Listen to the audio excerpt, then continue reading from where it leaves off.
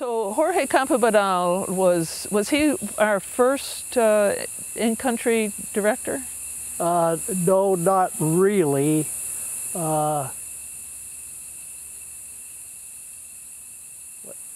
me think a minute. Okay, when Hathaway was removed, Yeah.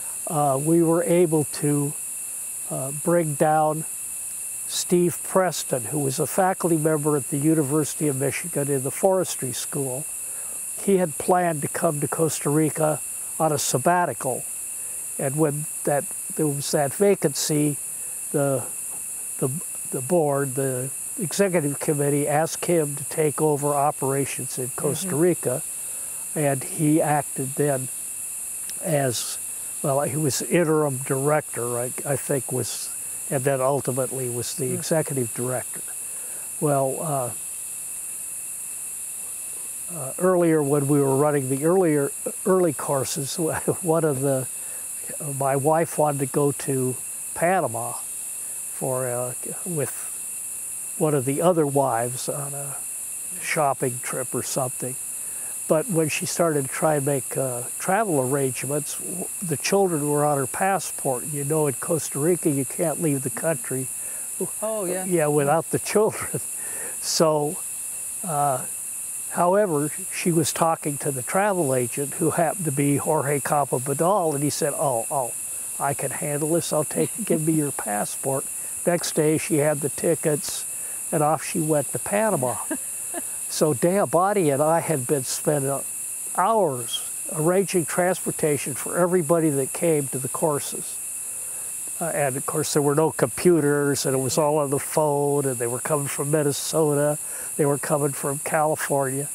So we looked at each other and we said, well, if it's that easy, why don't we just let this guy handle all of the travel arrangements? He's in the travel agency business, and he makes money on the transactions, and we don't have to pay him.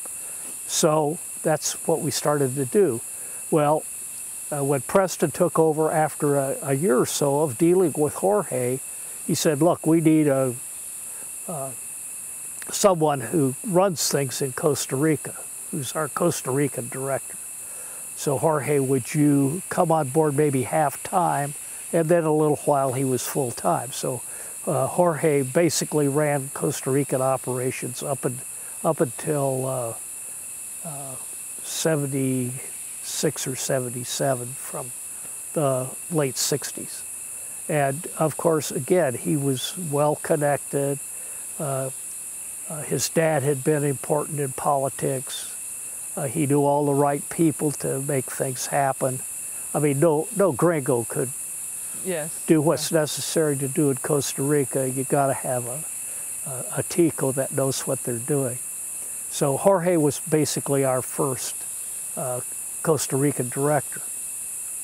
Now, unfortunately, when Don took over, Jorge had been used to running everything. And Don, of course, was a very detailed and organized guy. So there was kind of unfortunately, I think it could have been worked out, but Jorge, after 6 months of Don being in charge, said, well, I'm going back to the travel agency. Now he had the next director was Flor Torres, and she had been Jorge's secretary in the OTS office. She had been married to Chuck Schnell, and I think at this time they had divorced. And so she knew all of the stuff that Jorge was good at, and she's a very bright woman. And so Don basically said, well, why go out looking for somebody else? We have someone who knows the operation, that's in the office, knows all the people, has done all this stuff at Jorge's direction. And so that's how Flor became the Costa Rican director. And then later she married and wanted to move to Switzerland, where her new husband was. And so, just by ironic, then Chuck Schnell took over as our Costa Rican director. Very familial. Yeah, well, that's the way we do stuff here.